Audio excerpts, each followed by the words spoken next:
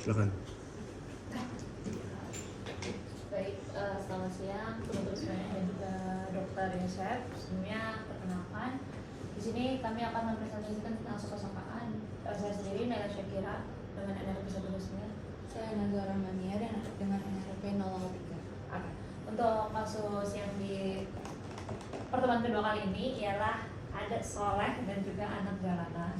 Jadi di sini fokusnya lebih ke anak jalanannya. Itu si anak jalanannya itu merasa lapar. Kemudian pada saat dia merasa lapar, perutnya berbunyi. Kemudian si anak jalanannya ini diberikan makanan oleh si soleh, sehingga dia dapat menelan makanan dalam porsi banyak. Nah, ketika menelan dalam porsi banyak itu, si anak jalanan, lambung anak jalanan itu mengalami yang namanya receptive relaxation. Nah, kemudian si anak jalanan ini tuh pengen menambah makanan supaya kenyangnya lebih lama. Tapi pas dia menambah makanan, tentunya dia muntah dan mukanya tuh jadi pucat.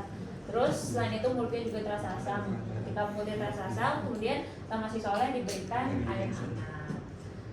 Jadi untuk fokus pembahasan pada kasus kali ini ialah gaster atau lambung. Mulai dari anak.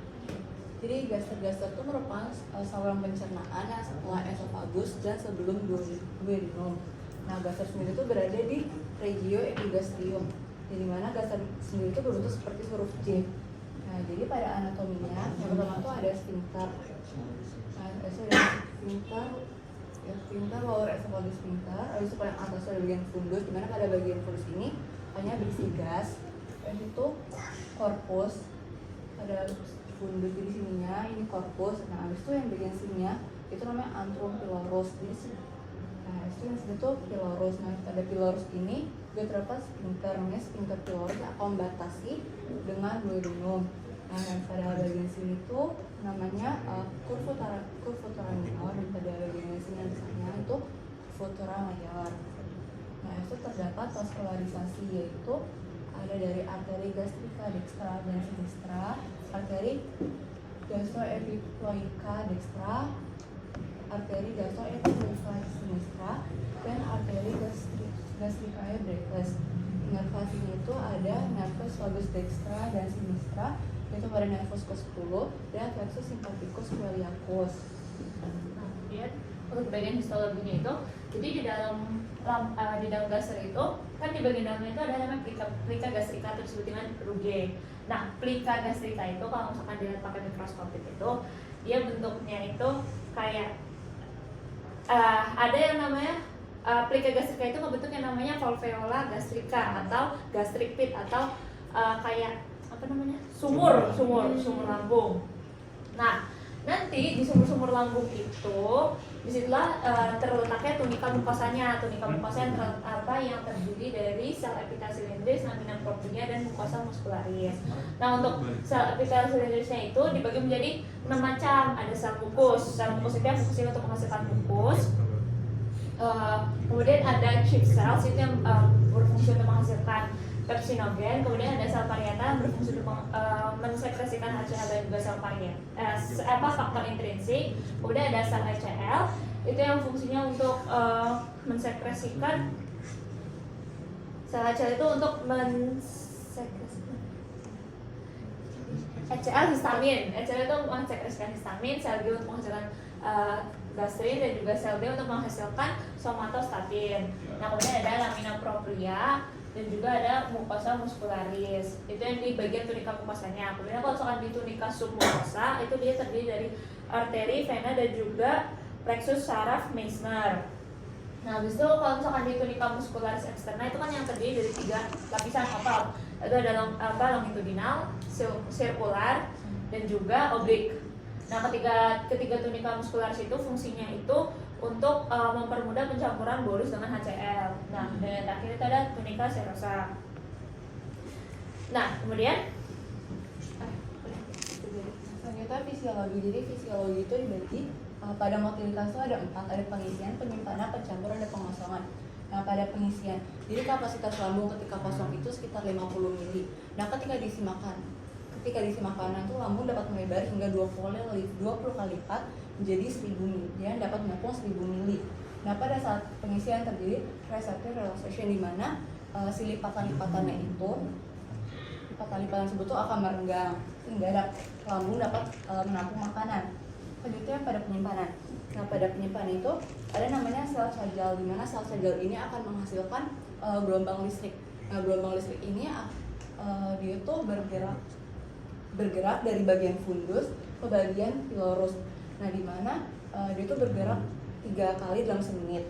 Nah, dari gelombang listrik ini kayak ngituin gelombang listrik ini tuh akan berkontraksi dengan otot-otot pada lambung sehingga terjadi gerakan peristaltik.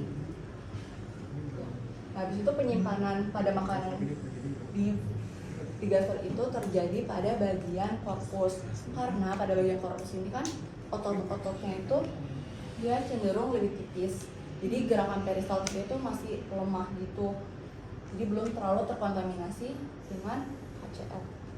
Selanjutnya ada pencampuran. Nah, kan dia disimpan tuh pada bagian korpus kan, dia lama-kelamaan tuh akan turun ke bagian antrum. Nah, di bagian antrum nih otot-ototnya ini udah mulai tebal, maka dia tuh kayak pencampurannya itu lebih maksimal sehingga terjadilah kimus, dari bolus kimus.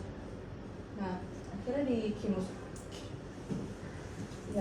nah dari kimus kan akan didorong menuju sphincter pylorus kan untuk terjadi pengosongan. Nah, ketika didorong ke sphincter pylorus itu yang kayak istilahnya kayak ada seleksi gitu kan untuk melewati ke duodenum. Nah, yang boleh masuk ke sphincter pylorus itu yang hanya berukuran 2 mm, 1 sampai 2 mm. Nah, kalau dia masih berukuran lebih dari segitu, dia akan didorong balik lagi ke bagian antrum, dan dia akan dikecilkan lagi ukurannya. Nah, pengecilan ukurannya lagi itu yang disebut dengan retropulsi. Oh ya, selanjutnya ada digesti. Nah, kalau digesti mekanik sendiri itu yang merupakan tadi gerakan peristaltik, di mana dia proses pengecilan lobus-lobus makanan untuk menjadi si kimus. Bolus jadi kimus.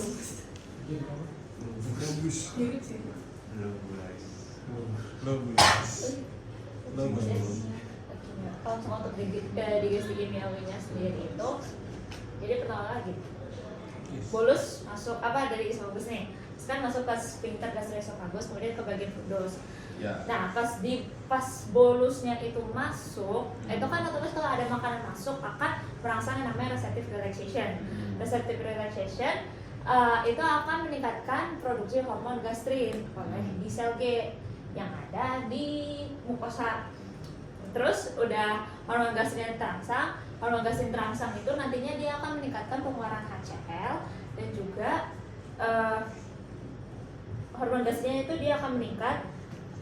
Terus dia akan meningkatkan sekresi CL dan juga motilitas dari gaster. Nah, terus pas di bagian fundus ini tuh di situ tuh masih ada enzim amilase saliva. Amilase saliva ini dia masih aktif karena belum terkontaminasi sama yang namanya enzim HCl dari si lambung. Terus pas udah enzim HCl si lambung itu dia aktif, terus kan dia bakal mengubah dari yang bolus jadi kimus gitu.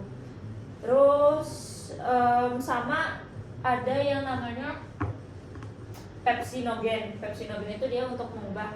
Pepsinogen itu kan kalau misalnya dia masih belum aktif itu namanya pepsinogen. Tapi kalau misalnya udah aktif, udah kena sanksi HCl itu namanya pepsin. Nah, pepsin ini bakalan mengubah protein jadi asam amino. Nah, kayak gitu. Terus itu lanjutannya ada di sekresinya. Jadi sekresi lambung itu dia bakal mensekresikan HCl, faktor intrinsik, mukus, pepsinogen, dan juga hormon gastrin.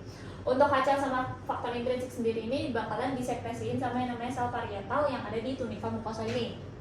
Nah, untuk HCl sendiri itu prosesnya itu jadi H plus HCl itu dihasilkan dari dua pompa yang terpisah. Untuk ion H plus itu sendiri berasal dari H2O yang berasal dari luar sel parietal, kemudian masuk, terus H2O-nya itu dipecah jadi H plus dan OH-.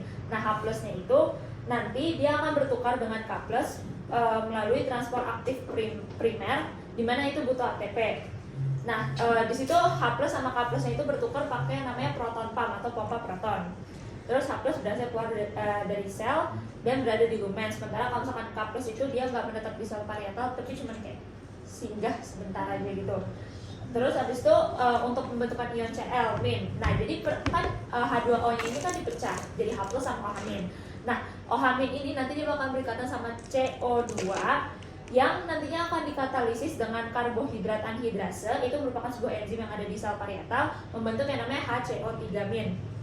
Nah HCO3- ini nantinya dia akan keluar ke darah, keluar ke pembuluh darah.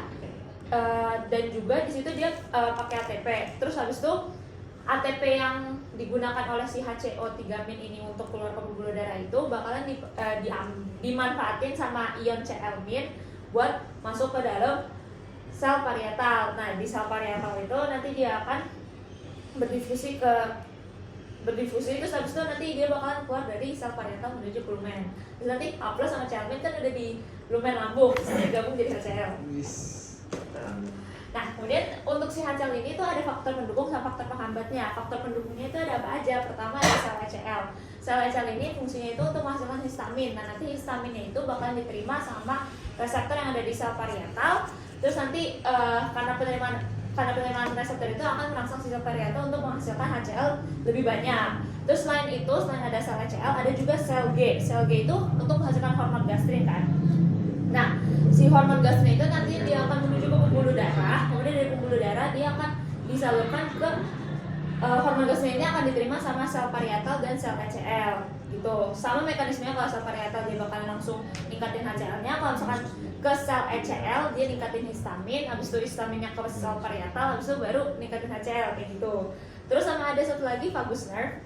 Vagus nerve itu nanti dia bakal ngeluarin namanya asetilkolin. Asetilkolin ini nanti dia itu akan bermanfaat buat dua sel, yaitu sel HCl sama sel parietal. Sama juga sel HCl itu untuk histamin, terus nanti ujung-ujungnya buat ningkatin HCl juga, sama kalau sel parietal untuk langsung ningkatin si HCl-nya sendiri. Nah, sementara faktor penghambatnya juga ada dua, yaitu pertama dari sel D. Sel D itu bakal menghasilkan namanya hormon somatostatin. Nah, hormon somatostatin ini bakal menghambat si sel G, kemudian sel parietal dan juga sel HCl untuk memproduksi untuk peningkatan si HCl ini gitu. Terus sama ada namanya inflammatory mediator. Itu di sini itu prostaglandin E2 sama prostaglandin I2 itu dia akan menghambat pengeluaran akan menghambat sel parietal untuk mengeluarkan si HCl. Terus kalau buat fungsi HCl sendiri itu pertama untuk memecah partikel makanan dan bentuk larutan molekul yang disebut dengan kimos. Terus ada denaturasi protein dan inaktivasi enzim dalam makanan. Itu enzim yang dimaksud itu adalah enzim amilase saliva. Terus ada aktivasi pepsinogen, kemudian membunuh mikroorganisme dalam makanan sama merangsang enzim-enzim pencernaan, itu enzim yang ada di sekresi empedu dan pankreas. Seperti itu. Terus, tadi itu udah penjelasan tentang HCl. Faktor intrinsik itu dia kan dihasilkannya dari sel parietal ya. Nah, fungsinya itu untuk apa? Untuk mempermudah penyerapan vitamin B12 di ileum. Terus ada mukus. Nah, mukusnya ini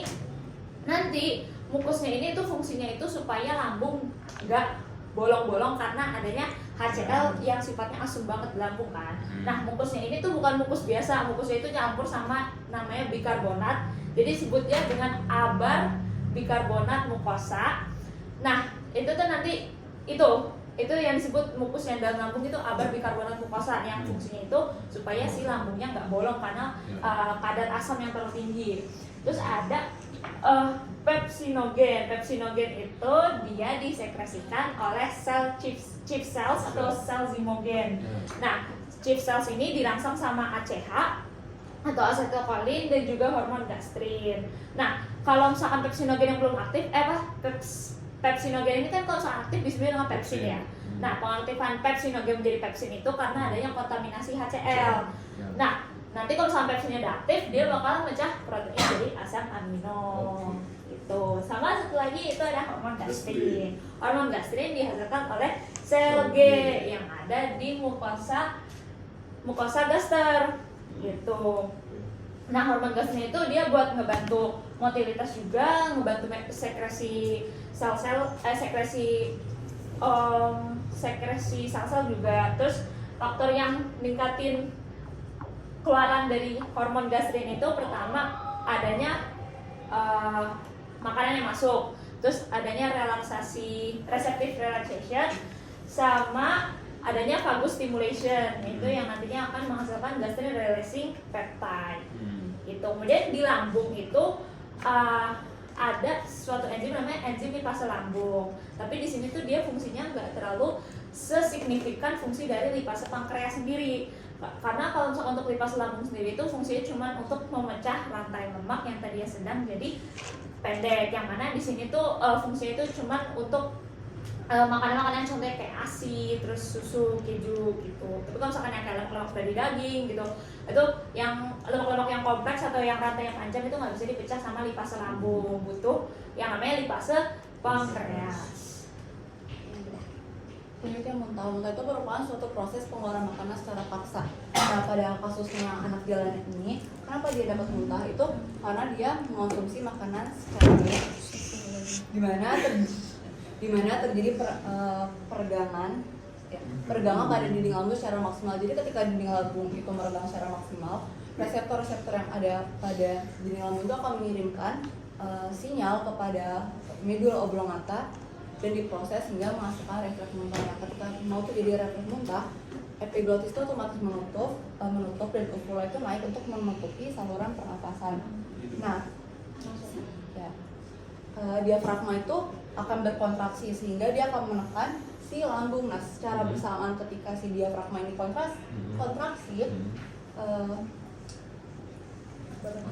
otot abdomen itu juga berkontraksi. Nah, sehingga si lambung ini terjepit. Nah, ketika si lambung terjepit, itu si sphincter ini melemas. Nah, jadi dia bisa keluar, naik ke esofagus, lalu keluarlah jadi muntah. Nah, ketika anak jalan sebelum muntah, dia merasakan adanya mulut rasa asam. Kenapa mulut rasa asam tersebut? Karena kan yang dimuntahkan itu cairan di mana ada bolus tersebut, karena bolusnya itu sudah terkontaminasi oleh HCl. Nah, setelah anak tersebut muntah sama si soleh, itu dikasih air hangat. Nah, di mana fungsi air hangat sendiri kan dia pas muntah itu kan dia mengeluarkan cairan yang berisi elektrolit. Nah, air sendiri ini berfungsi sebagai kayak menggantikan elektrolit yang telah keluar. Kenapa dibilang air hangat? Karena dia untuk membantu vasodilatasi pada pembuluh darah. Kan setelah muntah tuh dia pucat mukanya. Jadi dibantu lah supaya peredaran darahnya itu lebih cepat lagi, jadi kembali berangsur membaik gitu. Sekian paparan Softa terkait dengan case kedua yaitu gaster. Apabila terdapat kata-kata yang kurang